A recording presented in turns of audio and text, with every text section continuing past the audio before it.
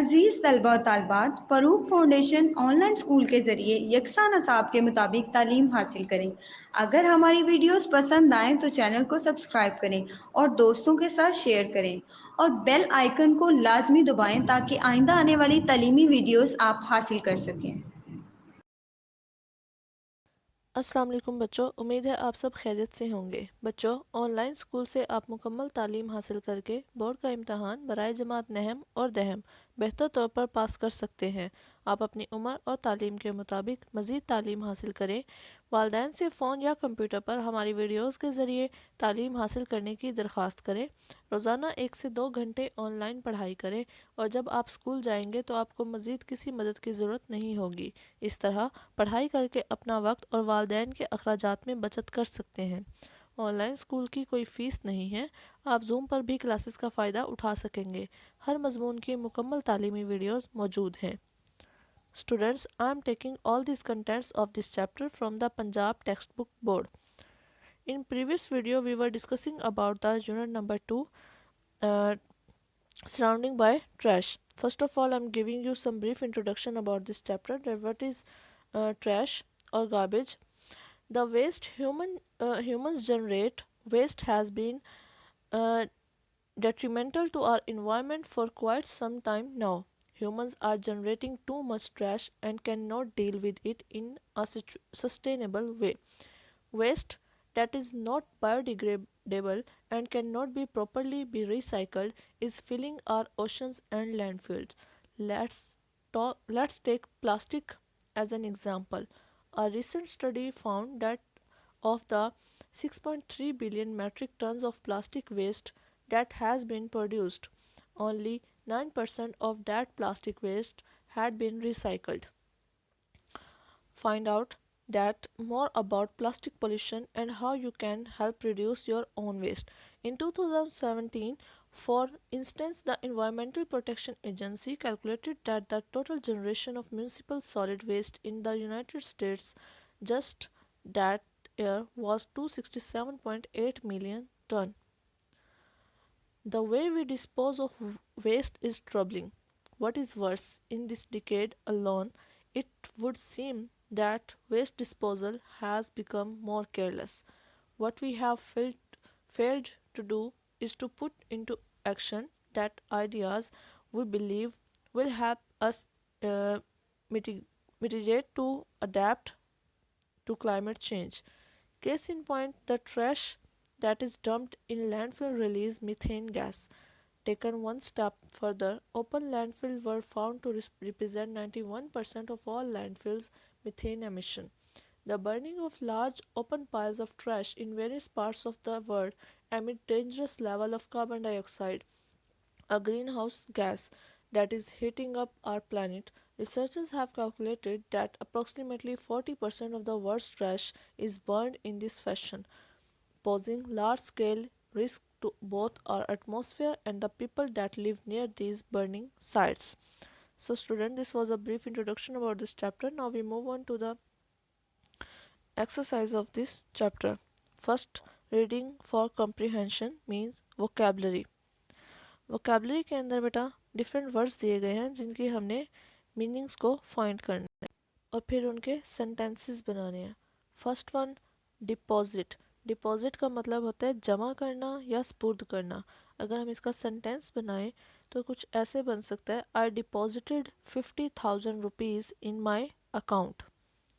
मैं रिपीट कर रही हूँ, I deposited 50,000 rupees in my account. Second one, rotten यानी कि गला सड़ा।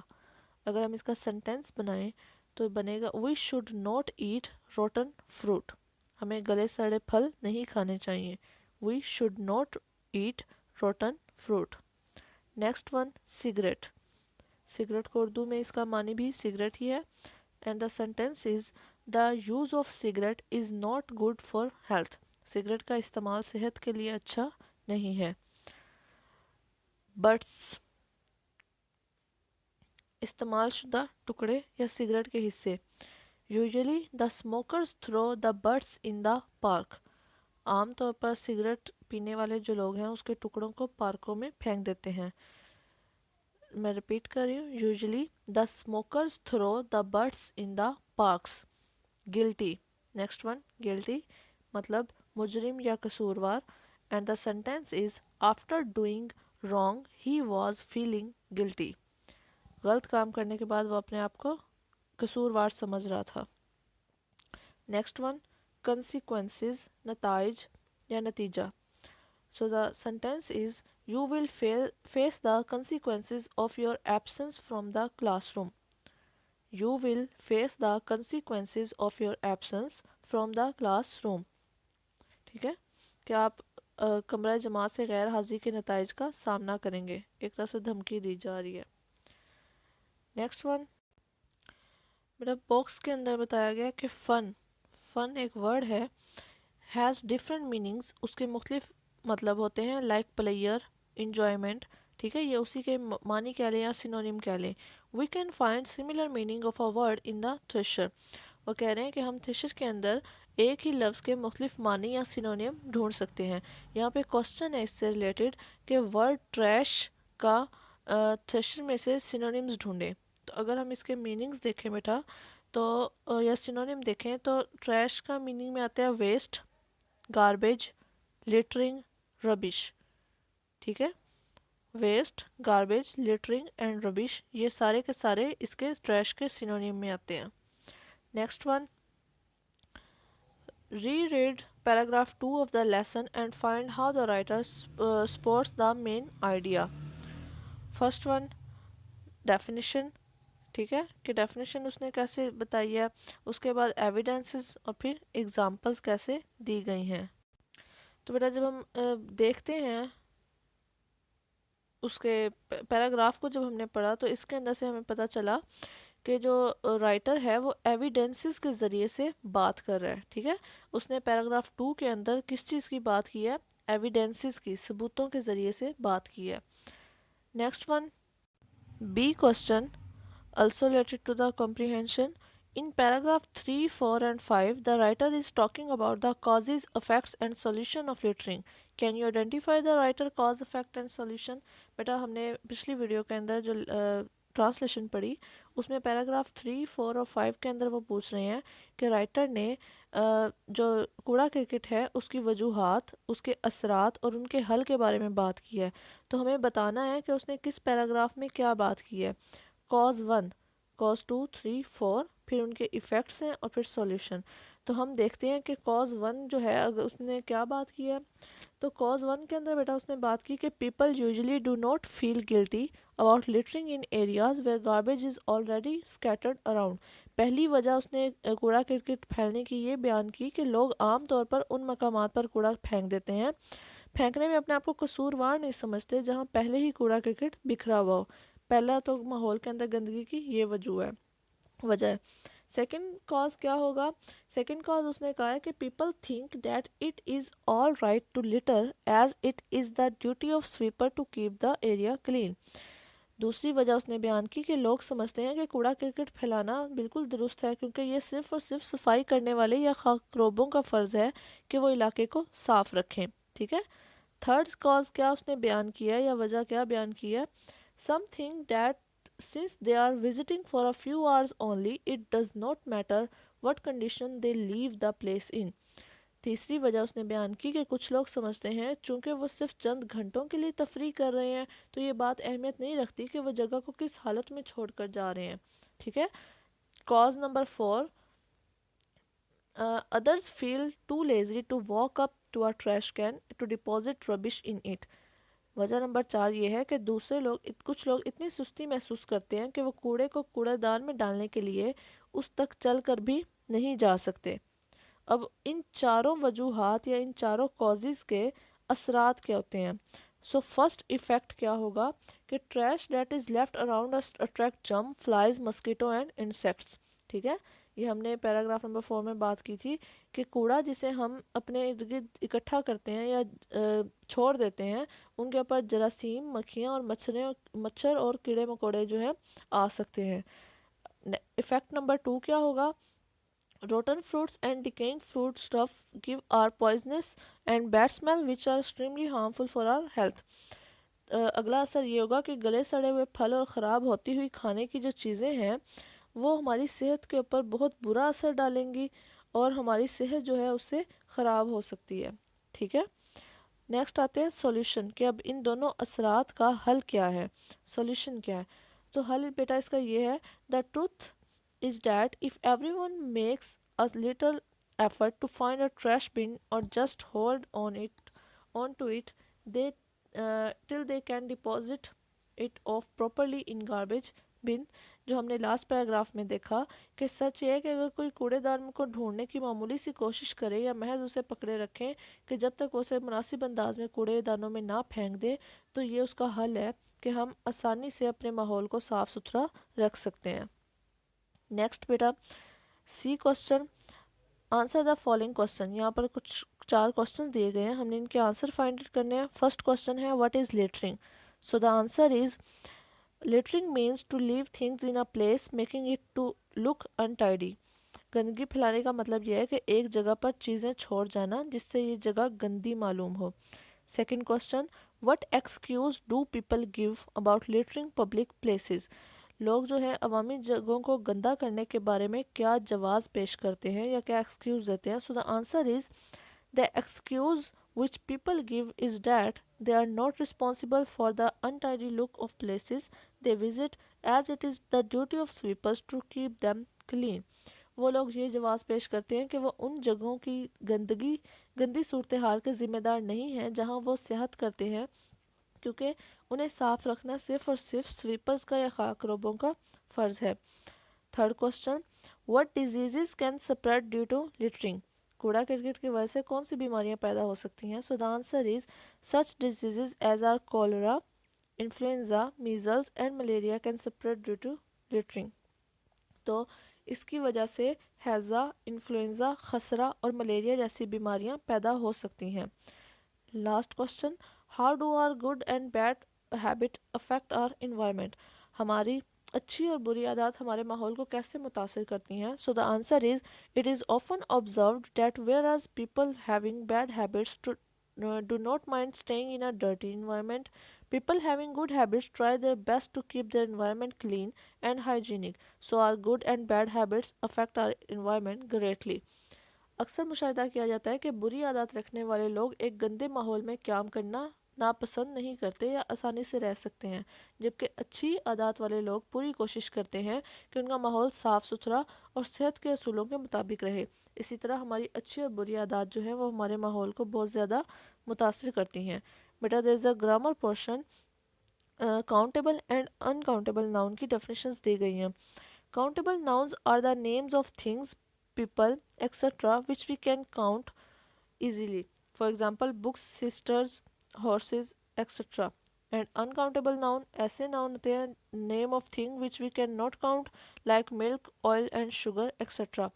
Countable noun या काबिल शुमार इसम वो जगह होती हैं जिन या वो लोग होते हैं जिनको हम आसानी से गिनती कर सकते हैं। ठीक है, काउंट कर सकते हैं, जैसे कि किताबें, बहनें या घोड़ा वगैरह। और नाकाबिल शुमार या कि अनकाउंटेबल नाउन वो होते हैं जिनको हम गिनती नहीं कर सकते, जैसे कि दूध, तेल, चीनी। ठीक है, next A question, pick out and write uncountable noun from the lesson. कि चैप्टर में से जो अनकाउंटेबल नाउन है उनको चूज़ करें या लिखें। तो बेटा बहुत से आपको मिल जाएंगे, जैसा कि fun, work, trash, rubbish, littering, habit, evidence, juice, appearance, environment, place, etcetera. ये सारे वो नाउन्स हैं या वो मैंने नाम लिए हैं जो कि क्या है, अनकाउंटेबल हैं। B question, complete the puzzle with the help of given clues. यहाँ पर कुछ क्लूज़ दिए गए हैं, उनकी मदद से हमने इनको पूरा करना है। ठीक है, फर्स्ट वन, बीज कलेक्ट इट। मक्खियाँ शहद की जो हैं वो इकट्ठा करती हैं। क्या इकट्ठा करती हैं, वो एच से स्टार्ट होता है, तो हनी इकट्ठा करती हैं, HONEY, हनी। ठीक है, second, we use it to make bread.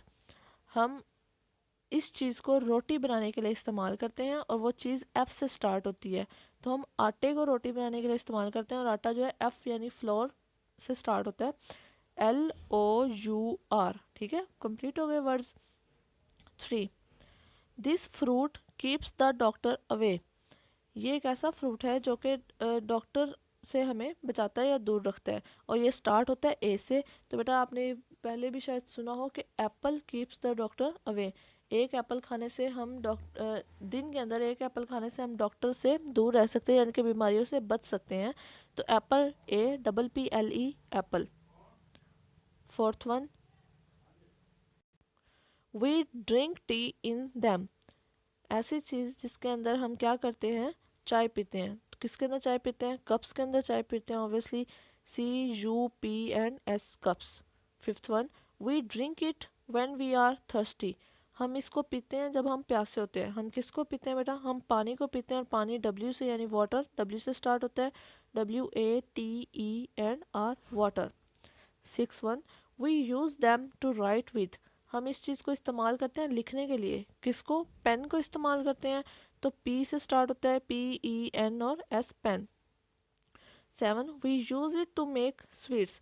हम इसको मीठा बनाने के लिए इस्तेमाल करते हैं। हम किस चीज़ को मीठा बनाने के लिए इस्तेमाल करते हैं बेटा, शुगर को इस्तेमाल करते हैं। तो शुगर का स्पेलिंग क्या है, SUGAR, sugar. 8th one, we read them. हम इनको पढ़ते हैं। हम किन्हें पढ़ते हैं, ऐसी चीज़ जो कि B से स्टार्ट होती हो, बुक को पढ़ते हैं, BOOKS, books. 9 one, children play with it on the beach. बच्चे जो है इसके ज़रिए से साहिल पर खेलते हैं। किसके ज़रिए खेलते हैं, S से स्टार्ट होता है वो, तो सैंड यानी कि रेत से खेलते हैं, SAND, sand. 10th, it tells us the time. एक ऐसी चीज़ जो कि हमें टाइम बताती है, और C से स्टार्ट होती है, क्लॉक, CLOCK, क्लॉक, ठीक है। Next question C, now classify the above noun into countable and uncountable noun. बेटा इस एक्टिविटी के अंदर हमने यहाँ पर जितने भी ये वर्ड्स बनाए हैं, इन तमाम वर्ड्स को यूज़ करते हुए काउंटेबल और अनकाउंटेबल नाउन डिफ्रेंशिएट करने हैं। जैसा कि फर्स्ट वन जो था हमारा, वो क्या था, हनी। हनी किस में आएगा, अनकाउंटेबल नाउन में आता है हनी, ठीक है, हम उसको काउंट नहीं कर सकते। फ्लोर, फ्लोर भी अनकाउंटेबल नाउन में आएगा, नहीं कर सकते हम उसको काउंट। एप्पल काउंटेबल नाउन में आएगा, ठीक है।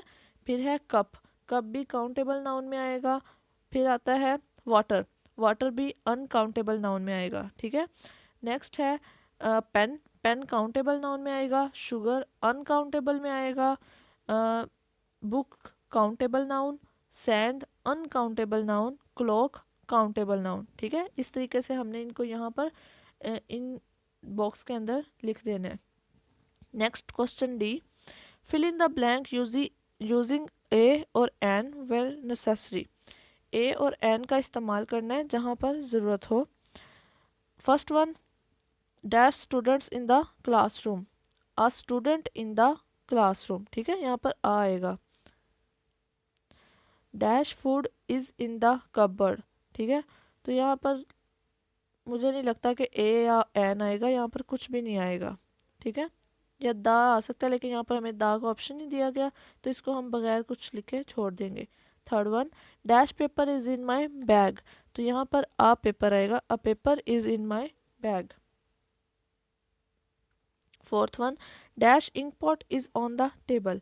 तो यहाँ पर देखें बेटा, आई जो है वोवल को रिप्रेजेंट कर रहा है, तो यहाँ पर हम एन लिखेंगे, AN। Fifth one, dash boys in the car, boy, a boy is in the car. Six one, dash apple is in the plate. तो यहाँ पर हम एन लिखेंगे, an apple is in the plate. Indefinite article क्या होते हैं, ए और N जिनको हमने देखा, ये क्या होते हैं, इनडेफिनेट आर्टिकल होते हैं। They are used before singular countable noun. किसी भी सिंगुलर काउंटेबल नाउन से पहले इसको इस्तेमाल किया जाता है। वी डू नॉट यूज़ ए और एन बिफोर अनकाउंटेबल नाउन। कोई भी ऐसी चीज़ जिसको हम काउंट ना कर सकें, उनसे पहले हम ए और एन का इस्तेमाल नहीं करते।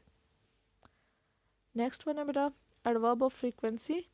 इनके अंदर हमने यूज़ करना है कि मतलब कि चेक करना है कि ऑलवेज आएगा, यूजुअली, ऑफन, समटाइम या नेवर। स्टेटमेंट को पढ़ के हमने इसका आंसर देना है, ठीक है। First one, I keep a plastic bag with me to avoid littering. मैं क्या करता हूँ, हमेशा एक प्लास्टिक बैग रखता हूँ, कभी कभार रखता हूँ, अमूमन रखता हूँ या कभी नहीं रखता। तो इसमें से आप बताएंगे कि आप क्या करते हैं। ठीक है, आप यहाँ पर इनमें से कोई भी ऑप्शन चूज़ कर सकते हैं। फॉर एग्ज़ाम्पल ऑलवेज़, ठीक है, हमेशा अपने साथ प्लास्टिक बैग रखता हूँ कूड़ा करकट से बचने के लिए। I switch light of when I leave a room, मैं जब कमरे से जाता हूँ तो हमेशा लाइट को ऑफ करता हूँ। हमेशा करता हूँ, यूजुअली, आमतौर पर, अक्सर, कभी कभार या कभी नहीं। तो आप बताएंगे कि आप क्या करते हैं। तो मैं तो ऑलवेज करती हूँ, हमेशा जब भी कमरे को छोड़ूँ तो मोस्टली जो है ये बंद करती हूँ। Third one, I turn my TV और computer off when I don't need it, जब मुझे कंप्यूटर की ज़रूरत नहीं होती तो मैं उसको बंद कर देता हूँ, कंप्यूटर या टीवी को। हाँ जी बिल्कुल, ऑलवेज, हमेशा बंद कर देता हूँ जब इसकी ज़रूरत नहीं होती। Fourth one, I clean my teeth by putting water into a glass, किसी भी ग्लास के अंदर पानी डालने से पहले, क्या मतलब कि पीने से पहले अपने दांत जो साफ़ करते हैं।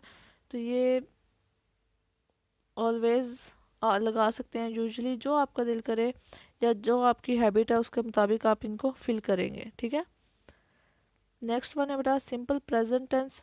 ठीक है, सिंपल प्रेजेंट टेंस के अंदर क्या होता है, जनरल स्टेटमेंट होती है या act then that are habitual, एक ऐसा काम जो कि आमतौर पर किया जाता है।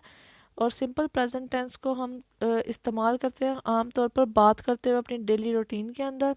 ठीक है, और यहाँ पर हम बेस फॉर्म ऑफ वर्ब को यूज़ करते हैं। नीचे एफ क्वेश्चन है, underline simple present form of verb from the following sentences, in sentences के अंदर से जो सिंपल प्रेजेंट टेंस की जो वर्ब है उसको हमने अंडरलाइन करना है। तो अगर हम इसको पढ़ें स्टेटमेंट को, तो यहाँ पर फर्स्ट फॉर्म ऑफ वर्ब जो है वो सिंपल प्रेजेंट टेंस की होती है, तो यहाँ पर कम आएगा। ठीक है, नीचे वाली जो स्टेटमेंट है इसके अंदर से यहाँ पर लीव जो है ये भी सिंपल प्रेजेंट टेंस को रिप्रेजेंट कर रहा है। ठीक है, इसके अलावा थिंक ये भी रिप्रेजेंट कर रहा है, इज भी कर रहा है। इसके अलावा गो फर्स्ट फॉर्म ऑफ वर्ब है, क्रिएट भी फर्स्ट फॉर्म ऑफ वर्ब है।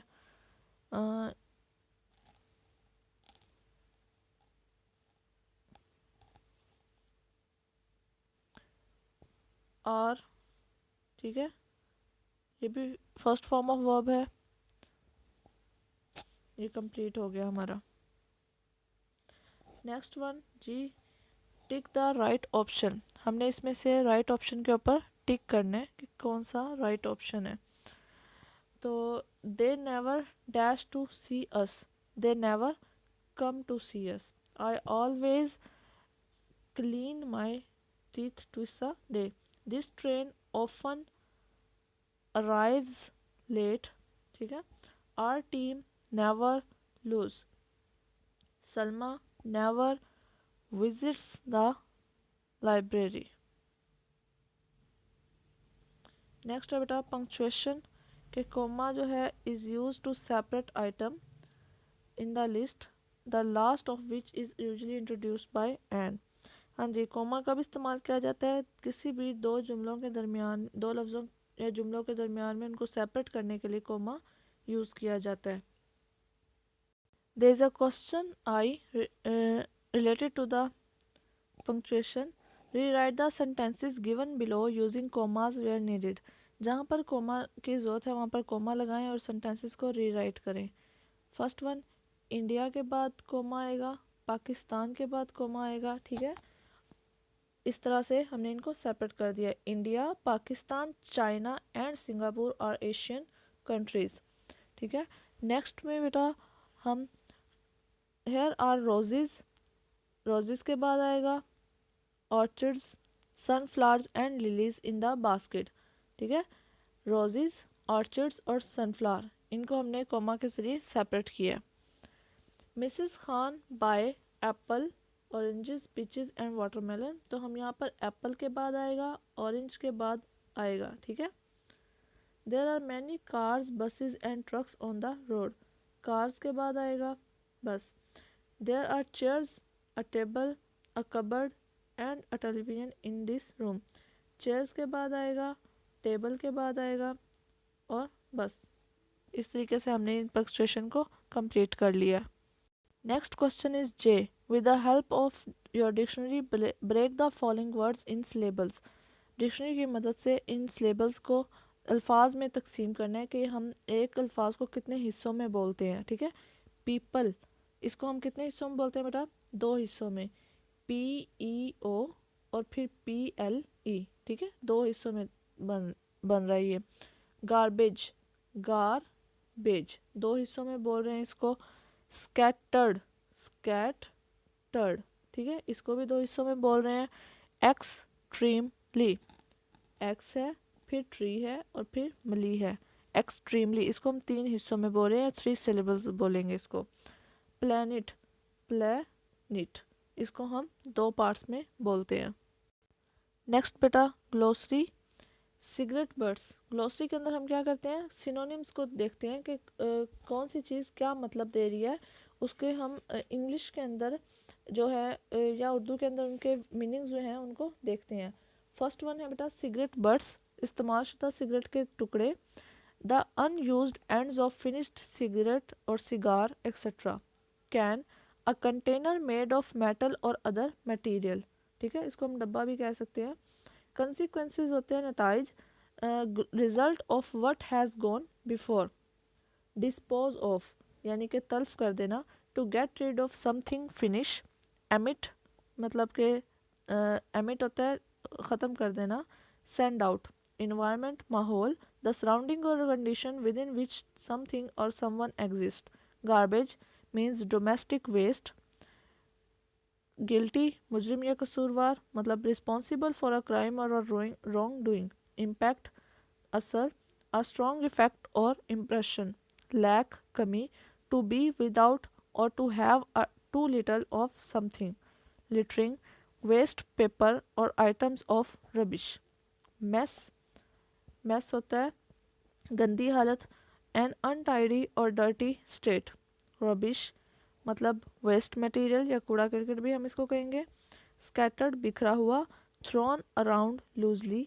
साइड वॉक्स मतलब फुटपाथ भी हम इसको कहेंगे, मीन्स पेवमेंट। टेरिबल खौफनाक। Causing great fear. ट्रैश ज़ायशुदा चीज़ें या कूड़ा करकट। वेस्ट मटेरियल और ऑब्जेक्ट्स। अनटाइडी गंदा means dirty. Students, this is all about our today's lecture और टॉपिक। आई होप बेटा आपको इसकी अच्छी तरह समझ आ गई होगी। हमने इसके अंदर जितनी भी ग्रामर की चीज़ें की हैं, जितने भी हमने इसके अंदर क्वेश्चन आंसर्स किए हैं, आपने उनको अच्छी तरह से याद करना है, उनकी प्रैक्टिस करनी है ताकि आपको अच्छी तरीके से ये चैप्टर याद हो सके। बच्चों, अगर आपको हमारी वीडियोस पसंद आएँ तो इस चैनल को लाइक और सब्सक्राइब करें ताकि आप आने वाली हर वीडियो से आगाह रह सकें। शुक्रिया।